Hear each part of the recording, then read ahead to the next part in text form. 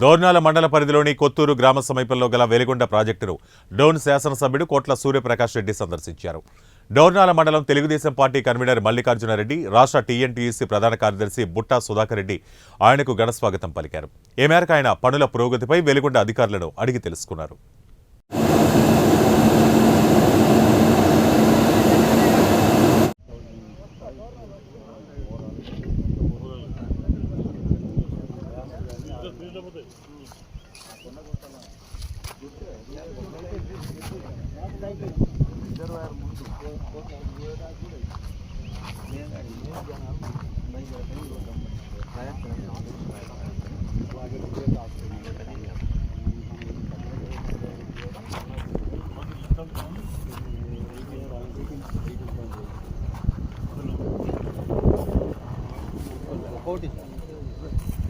same length